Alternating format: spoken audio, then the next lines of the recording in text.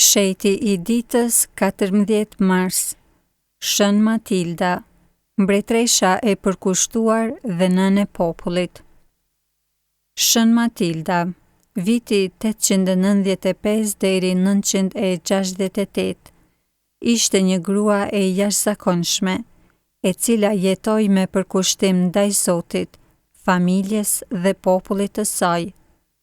Si mbretëreshe e Gjermanisë dhe më pas e perandorisë së shenjtë romake, ajo shquhej për mençurinë, bamirësinë dhe përkushtimin ndaj të varfërve. Edhe pse nuk është shpallur zyrtarisht shenjte, ajo nderohet nga populli si një shembull I një gruaje të shenjtë që jetoi sipas parimeve të krishterë. Matilda lindi në Enger të Saksonisë, në një familje të fisnikrisë saksone, që në fëmijëri ajo u dërgua për edukim në një manastir, ku mësuesja dhe mbështetësja e saj kryesore ishte gjyshja, e cila ishte edhe abatesh. Kjo periudhë e formoi Matildën në virtytin e përvujtrisë dhe të devotshmërisë ndaj hyjit. Ajo u njoh për mençurinë e saj, aftësitë e shumta dhe njohuritë në latinisht, si dhe për bukurinë e saj të jashtme dhe të brendshme. Kur u bë një vajzë e re, fama e saj u përhap dhe tërhoqi vëmendjen e princit Henrik, I cili e kërkoi për grua dhe e mori me vete në oborrin e tij në Wallhausen. Matilda dhe Henriku formuan një martesë të lumtur dhe të përkushtuar, duke qenë një shembull I harmonisë dhe I besnikërisë martesore. Së bashku ata ndërtuan shumë kisha dhe manastire, duke e forcuar jetën shpirtërore të mbretërisë së tyre. Matilda nuk ishte vetëm një grua besnike dhe një nënë e përkushtuar, por edhe një mbretëreshe e cila e shihte pushtetin si një shërbim ndaj popullit.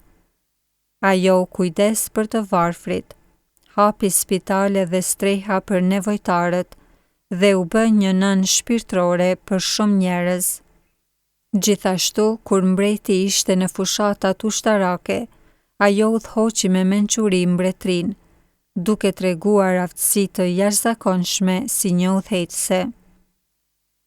Kur mbreti Henrik vdiq, Matilda u trondit thellësisht, por e gjeti forcën në besimin e saj. Ajo caktoi që për burrin e saj të kremtoheshin vazhdimisht meshë të shenjta, duke dëshmuar dashurinë dhe besimin e saj të palëkundur. Edhe pas vdekjes së tij, ajo vazhdoi të përkushtohej ndaj shërbimit të kishës dhe të popullit. Matilda kishte 3 djemë, ndër të cilët më I vogli Bruno zgjodhi jetën fetare dhe u bë I peshkëv. 2 të tjerët, Otoni dhe Henriku, ishin të përfshirë në trashëgiminë e Fronit.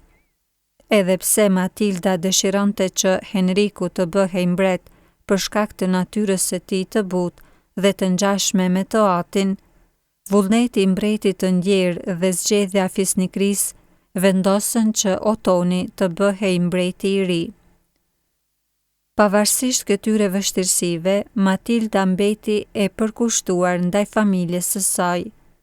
Megjithatë, fisnikria dhe madje edhe djemtë e saj e kritikuan për bujarinë e tepërt ndaj të varfërve, duke e akuzuar se po harxhonte pasuritë mbretërore.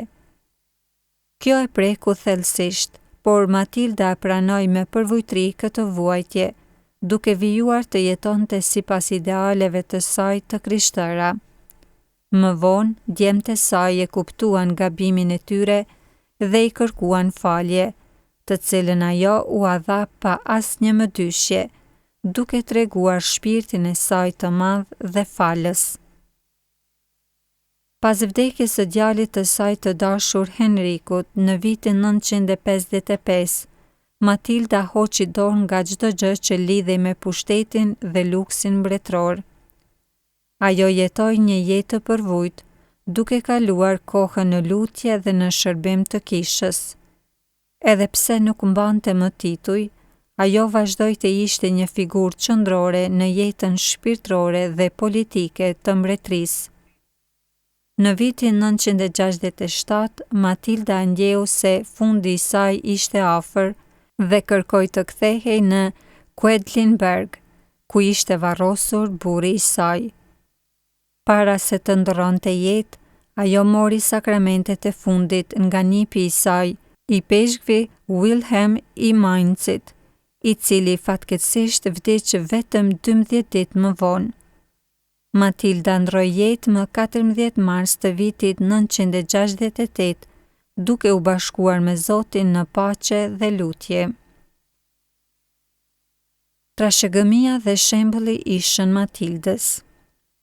Edhe pse nuk është shpallur zyrtarisht shenjtore, Matilda nderohet si një grua e shenjtë dhe mbretëresë shembullore.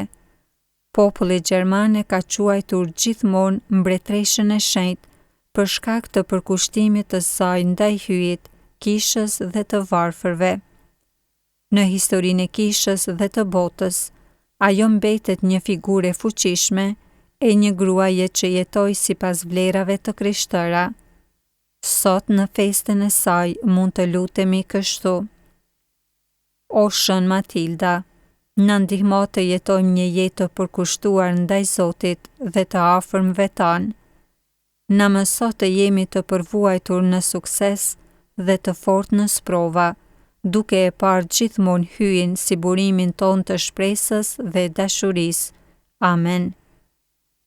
Shembulli i Shën Matildës le të na frymëzojë që ta shohim pushtetin, autoritetin dhe pasurinë si mjete për të shërbyer dhe jo për të sunduar, duke e vendosur gjithmonë Zotin në qendër të jetës sonë.